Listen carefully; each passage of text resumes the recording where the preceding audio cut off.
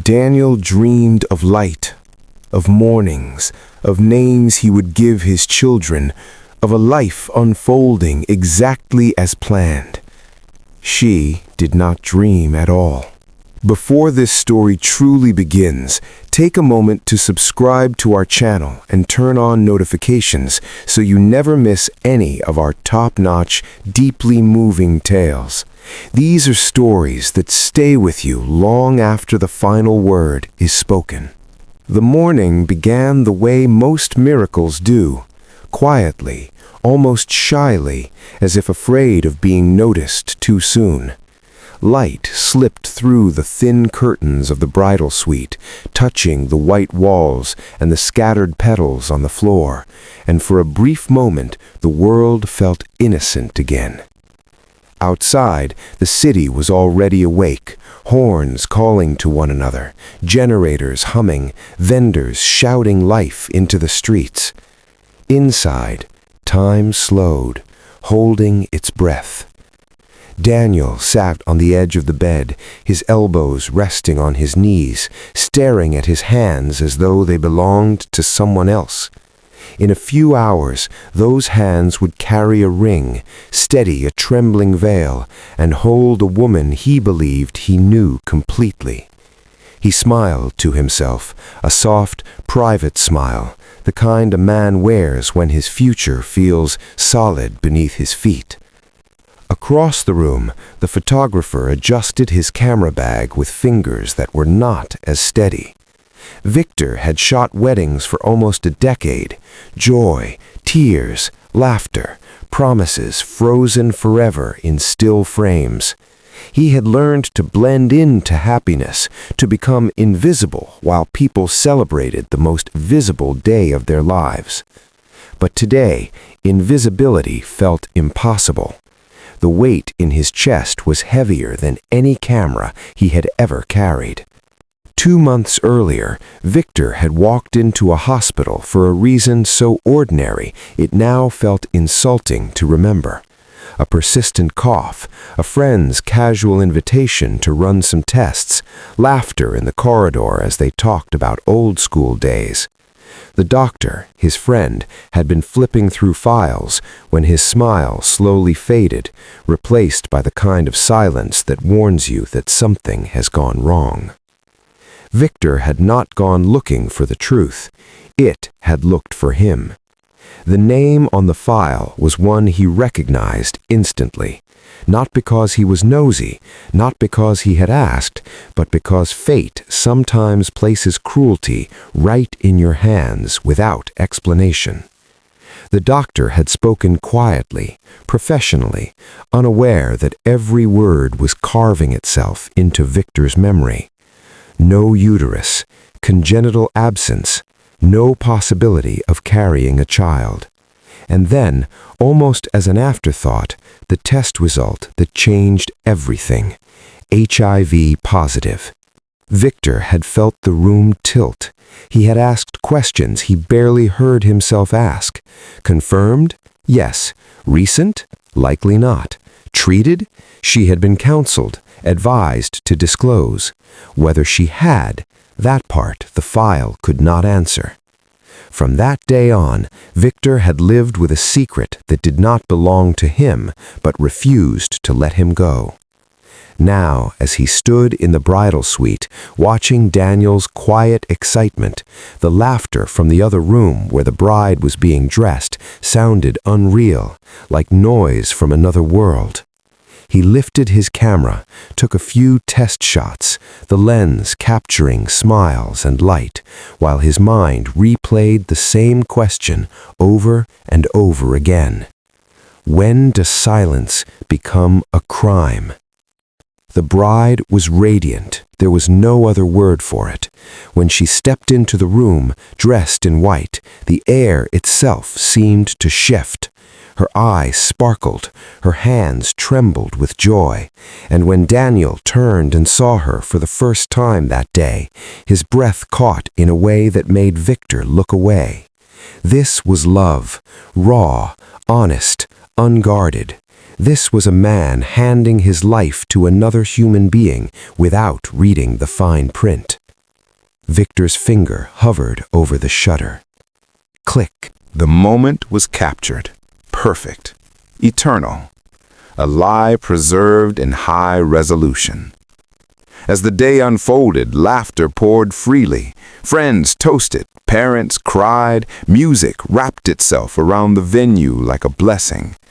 Victor moved silently through it all, doing his job with practiced ease.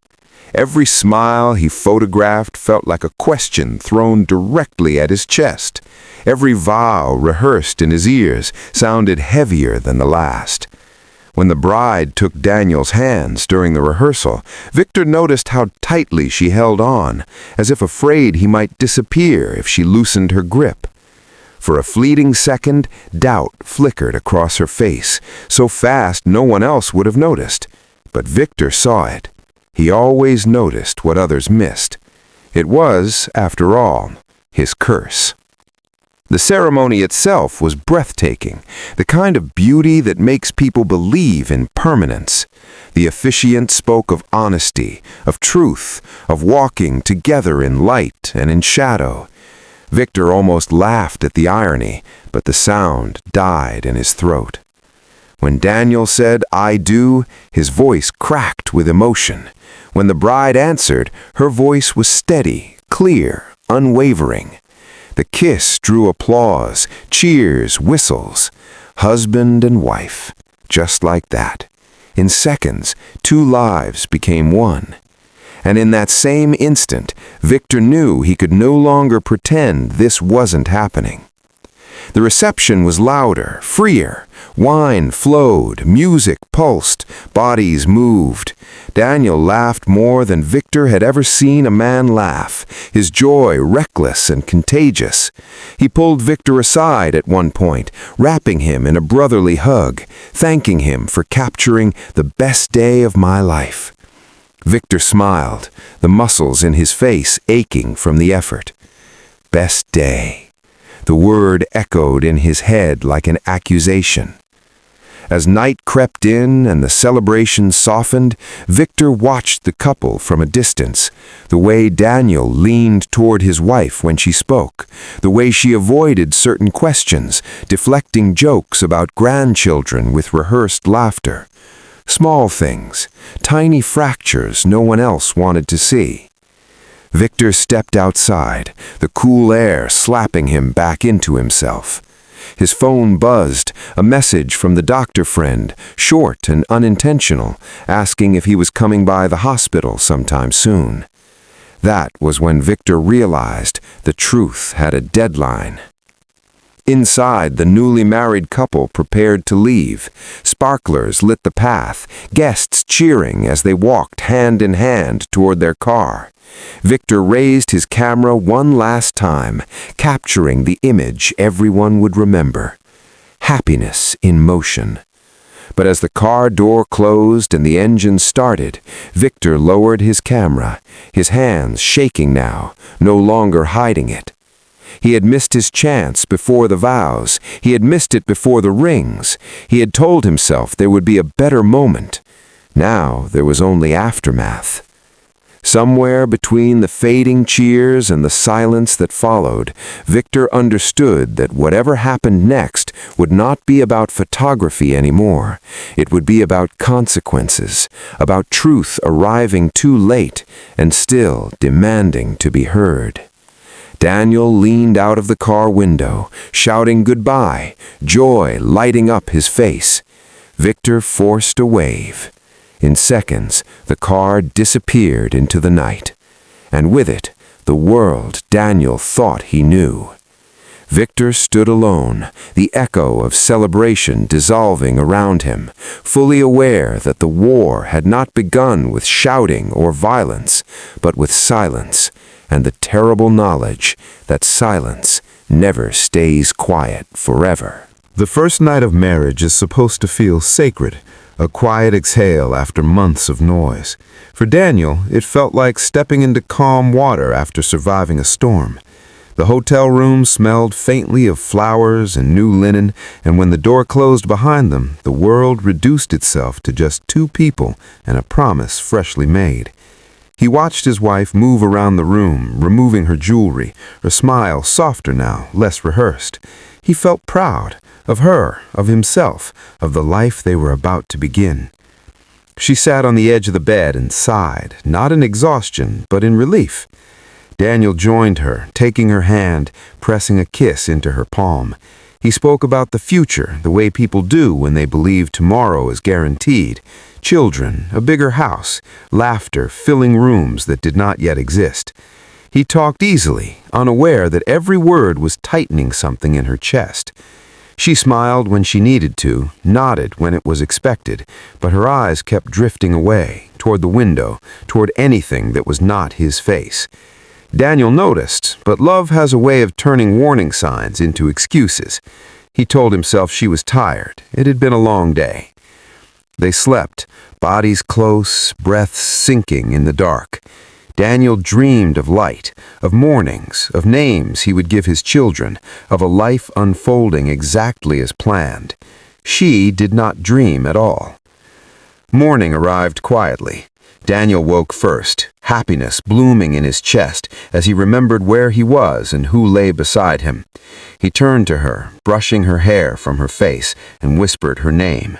She opened her eyes slowly, fear flashing through them before she masked it with a smile. Daniel didn't see the fear. He was already imagining breakfast, phone calls, congratulations. Miles away, Victor did not sleep. He sat in his living room with the lights off, the glow of his phone illuminating his face.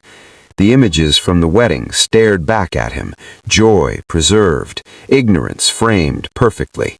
He scrolled through them compulsively, as if the truth might reveal itself between pixels if he looked long enough. His phone buzzed again, another message from the doctor, casual, unaware of the fire it was feeding. Victor stood, pacing, replaying every moment of the past 2 months, every opportunity to speak, every excuse he had made. Fear had disguised itself as professionalism, as respect, as not wanting to ruin a beautiful day. Now that day was over, and beauty felt like a lie he had helped sell. By noon, Daniel's phone rang for the 5th time. Family, friends, laughter spilling through the speaker. He answered each call with pride, introducing his wife as though the word itself was a victory.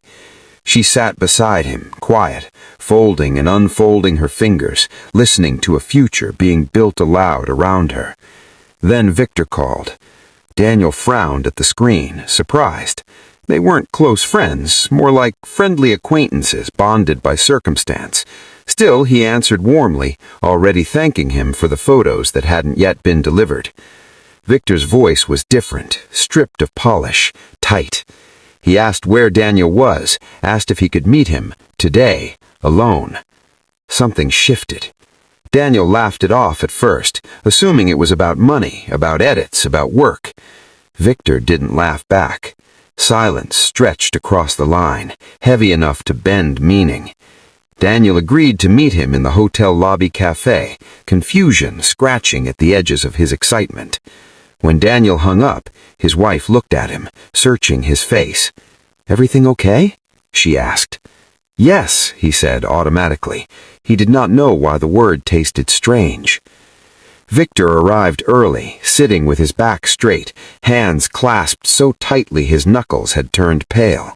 He watched Daniel walk in, still glowing, still untouched by what was coming, and felt a wave of guilt so sharp it almost sent him running.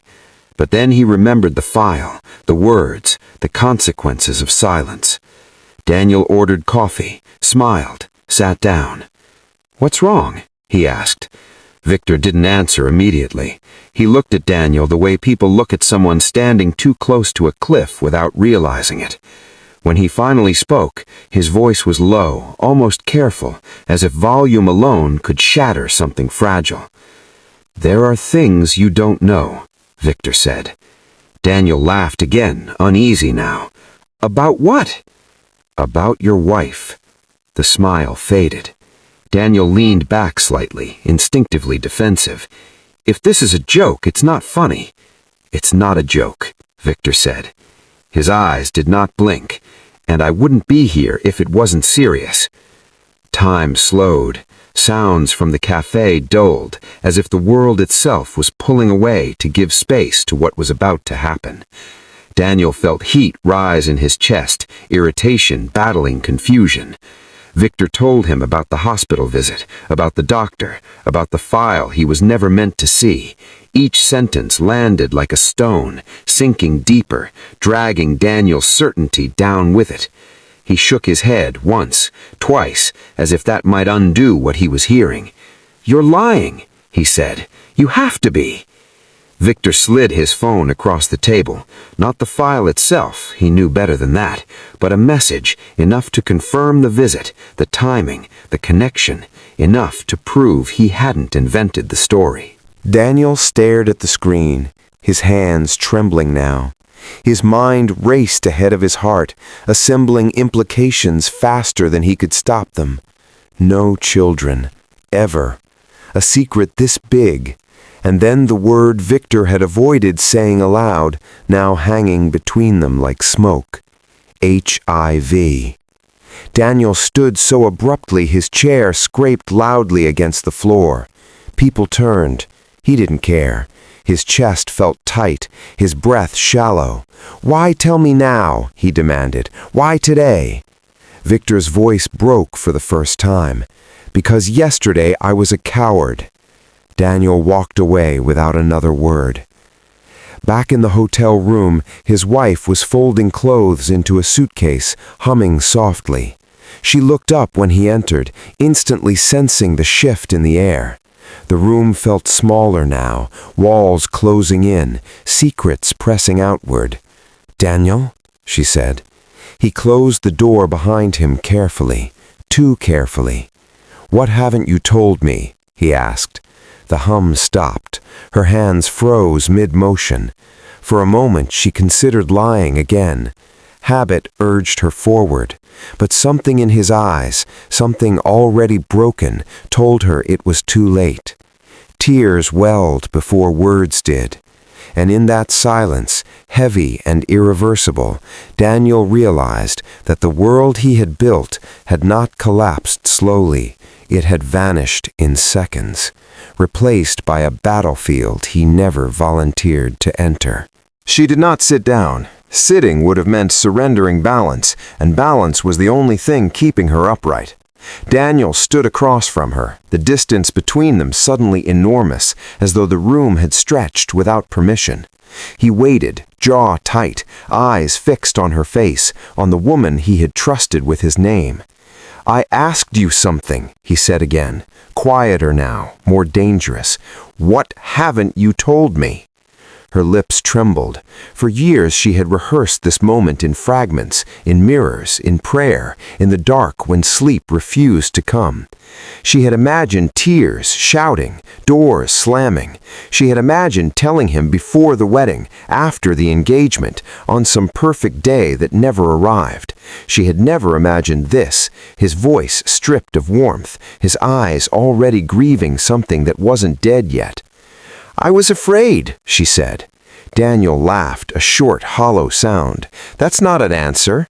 She swallowed hard. The words came slowly at first, like stones lifted one by one from the bottom of a river. She spoke of hospitals and childhood confusion, of a diagnosis delivered too early for her to understand, but old enough to scar her. Of learning she could not carry a child, of pretending it didn't matter, until she fell in love with a man who talked about family the way some people talk about faith. Daniel listened without interrupting, his face unreadable. When she finished, he nodded once, as if acknowledging a completed task. "And the other part?" he asked. Her shoulders collapsed inward. There was no avoiding it now. She told him about the test, about the counseling, about the treatment she had begun quietly, privately, hoping time would give her courage. She spoke quickly, desperate now, words tumbling over one another, explaining viral loads and medication, explaining that she felt fine, that she had been careful, that she loved him. Daniel heard none of the explanations. His mind snagged on one thing and refused to let go. You knew. He stepped back as if she had reached out to touch him. The movement caught her deeper than shouting ever could have. You married me, he said slowly, each word measured, controlled. Knowing all of this? She nodded, tears streaming freely now. I was going to tell you. I swear I was. When? He asked. After children failed to come? After I got sick? When? She covered her mouth with her hands, sobbing. There were no answers left that wouldn't sound like excuses. Daniel turned away, pacing the room like a man searching for an exit that refused to appear. Every memory of the past year began to rearrange itself in his head, small moments now glowing with a terrible clarity. Her hesitation, her silences, her deflections. He felt stupid, exposed, angry in a way that scared him. Did you ever think that I deserved the truth before you took my life and tied it to yours? Yes, she said, every day. The word hung there, useless. He stopped pacing and leaned against the wall, suddenly exhausted. His reflection stared back at him from the mirror. Husband, stranger, victim. He wasn't sure which one hurt most. He thought of the vows, still echoing, still fresh. Honesty, faithfulness, health. A knock came at the door. They both froze. Daniel opened it to find Victor standing there, eyes rimmed red, guilt written openly across his face. He had followed Daniel without thinking, driven by the same fear that had finally pushed him to speak. The moment Daniel saw him, something snapped. Without warning, Daniel grabbed Victor by the collar and slammed him against the wall. The sound was sharp, violent, final. You, Daniel said, voice shaking now, fury breaking through control. You waited until after. Victor didn't resist. He didn't defend himself. I know, and I'm sorry. Daniel's fist hovered, trembling, then fell uselessly to his side. Rage drained, leaving behind something colder, heavier. He stepped back, suddenly unable to look at either of them. You both made choices, and I'm the one paying for them. Victor nodded, tears spilling freely now. I didn't know how to save you, without destroying everything. Daniel laughed again, bitter this time. You didn't save me. You just made sure I knew when it was already too late. Silence took the room again, thick and suffocating. Outside, the city continued its rhythm, indifferent to the implosion happening behind closed doors. Daniel walked to the window and stared out at the street below, at people moving freely, unaware. He realized then that nothing could return him to who he had been yesterday. Love had not prepared him for this kind of knowledge. Marriage had not armored him against betrayal. Behind him, his wife sank onto the bed, broken by her own fear. Victor stood uselessly near the door, understanding at last that truth, once released, does not heal, it demands reckoning. Daniel closed his eyes. Somewhere deep inside him, beneath the shock and anger, something hardened. Not hate, not yet, but resolve. If his world was taken from him in seconds, then whatever came next would not be quiet, it would not be hidden, it would not be polite. This was no longer just about a marriage. It was about a war he never asked for, but would not walk away from. The first call Daniel made was not to his parents. It surprised even him. He stepped into the bathroom, locked the door, and sat on the edge of the tub as though the porcelain might anchor him to something solid. His hands shook as he dialed, the phone slick with sweat. "Brother," Victor answered immediately, voice hoarse. He had not left the hotel. He hadn't known where else to go. "Tell me everything," Daniel said, "from the beginning, slowly." Victor did. He spoke without defense this time, without justification. He told the story as it had happened, including the moments he wished he could erase. He admitted his fear, his delay, his cowardice dressed up as professionalism. Daniel listened in silence, eyes fixed on the floor, absorbing not just the facts, but the weight of intention behind them. When the call ended, Daniel remained there long after the screen went dark. He realized then that betrayal had layers, and each one peeled back exposed a different kind of wound. Love had lied to him, friendship had failed him, and yet in the wreckage, truth was still the sharpest thing in the room. When he emerged, his wife looked up with desperate hope, mistaking movement for forgiveness. Daniel did not meet her eyes. "We're not sleeping in the same room," he said. "Not tonight." She nodded quickly, as if compliance might soften the sentence. "I'll take the couch," she offered. "No," he said. "I will." That night, Daniel did not sleep. He lay staring at the ceiling, listening to the soft sounds of her crying drift through the walls. Each sob landed like a question he refused to answer. Love did not vanish instantly. It fractured, splintered into memories that cut when touched. Morning came with messages, missed calls, a voice note from his mother, bright and joyful, talking about breakfast plans, about visiting the newlyweds. Daniel deleted it without listening to the end. The idea of smiles felt obscene. By afternoon, the truth had begun its slow migration outward. A cousin asked an innocent question about children. An aunt joked about honeymoon babies. Daniel's silence grew suspicious. Whispers followed, soft at first, then curious. He saw how secrets attract attention simply by refusing to be seen.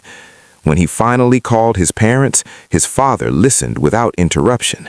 His mother cried openly, grief mixing with anger in a way that left no room for subtlety. They spoke of annulments, of lawyers, of church elders. Daniel listened, numb, realizing that the story was no longer his alone to control. She called her family too. The reaction was different, defensive, fractured. Her mother wept for her daughter's suffering. Her father demanded privacy, insisting this was a matter between husband and wife. Some voices spoke of forgiveness, others of concealment. No one spoke of timing. No one spoke of choice. That evening, Daniel returned to the hotel lobby cafe where it had all begun. He sat in the same chair, ordered the same coffee, and watched the world move around him. He realized that people walked through their days carrying invisible truths that could destroy someone else if released at the wrong moment. The difference, he understood now, was not in having secrets, but in who pays for them. Victor joined him, sitting across the table with none of the awkward politeness left. "Whatever you decide," he said quietly, "I'll stand by it." Daniel looked at him for a long time.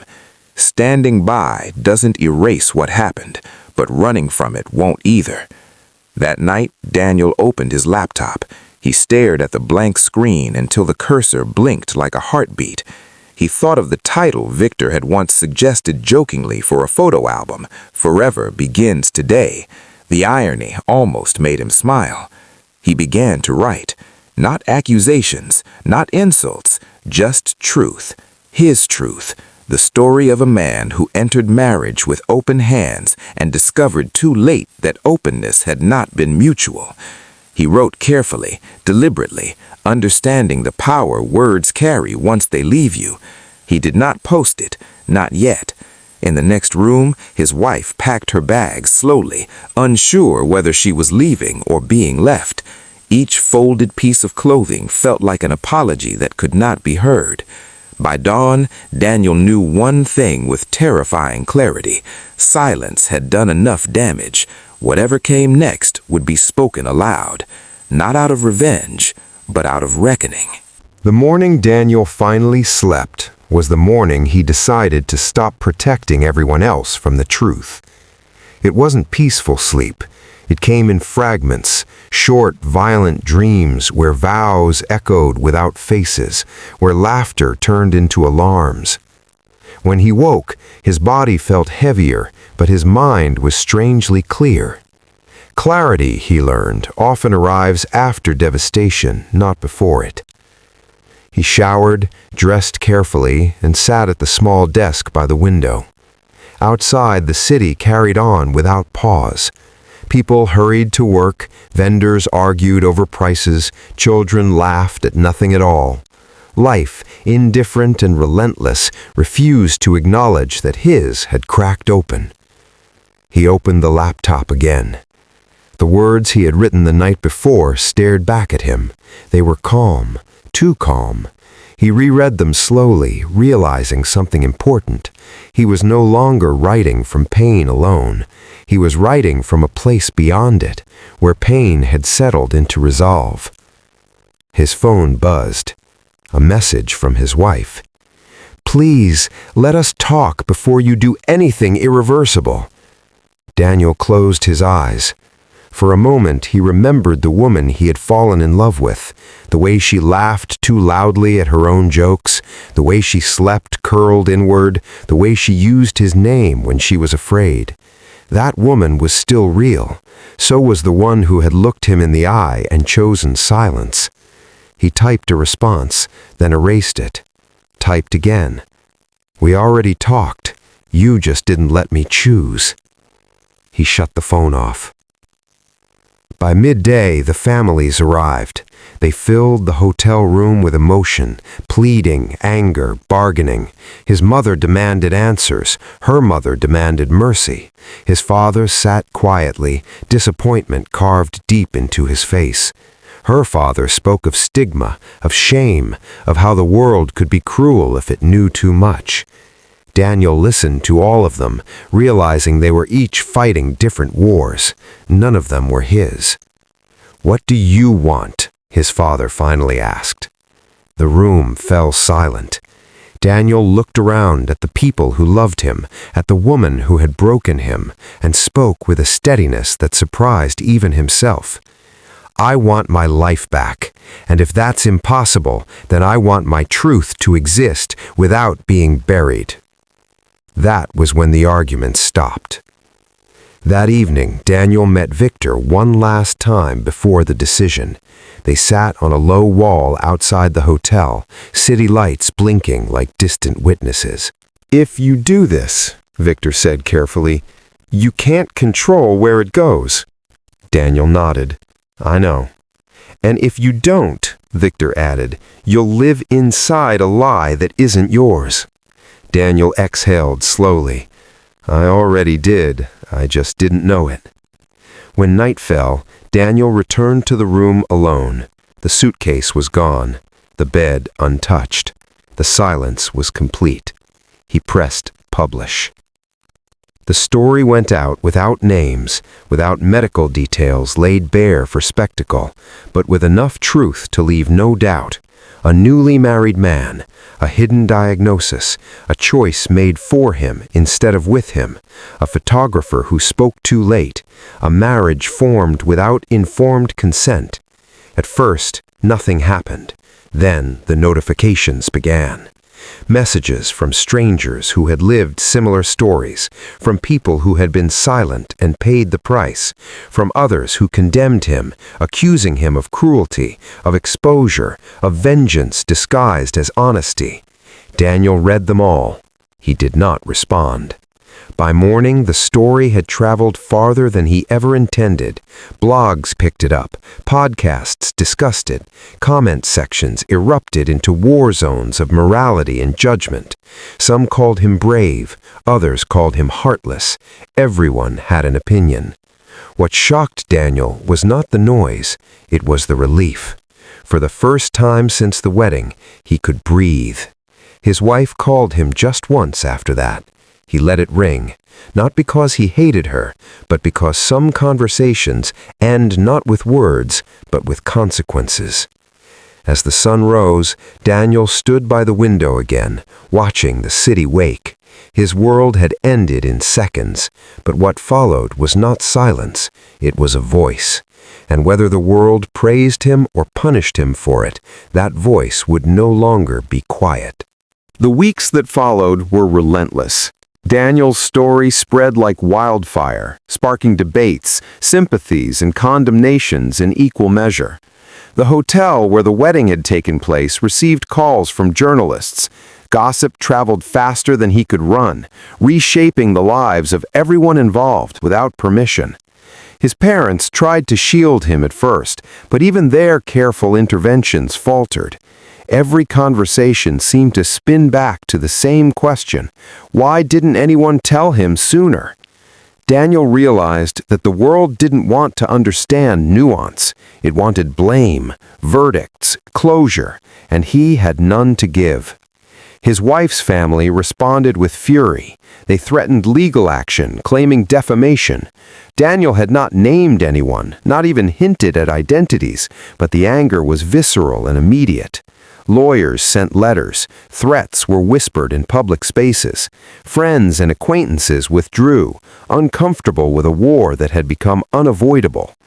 Victor, who had remained mostly in the shadows, came to him one afternoon with exhaustion written on his face. "You did what you had to do," he said, "but people are looking at us like we're monsters." Daniel shook his head. "We weren't monsters. We were human. We were afraid."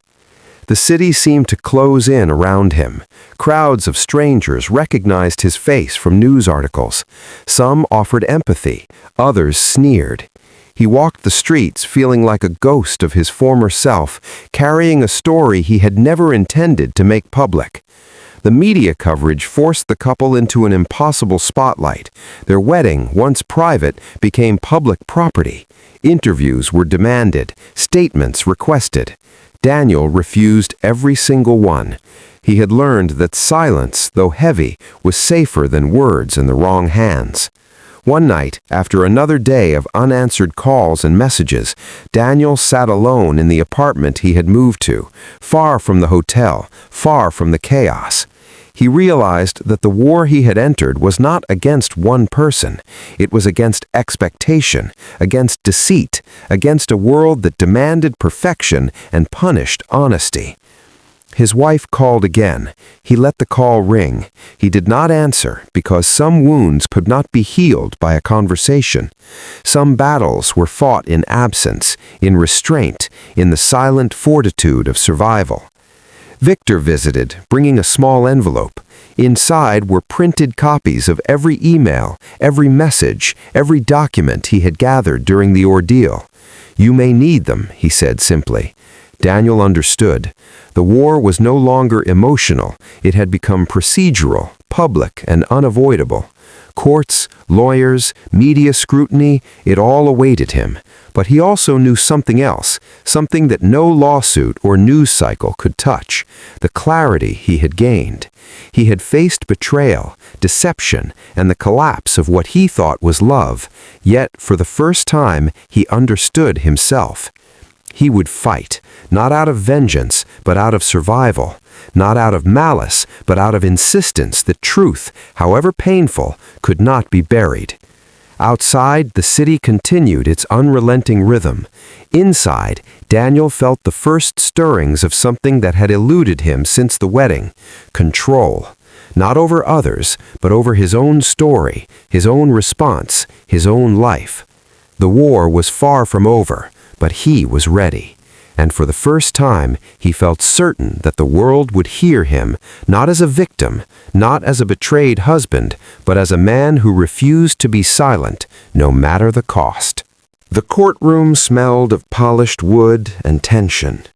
Daniel sat at the center of it, papers stacked neatly in front of him, his hands folded as if that gesture alone could contain the storm raging inside. Around him, cameras clicked, journalists scribbled furiously, and the press gallery hummed with anticipation. The story he had shared in fragments online had grown beyond anything he imagined.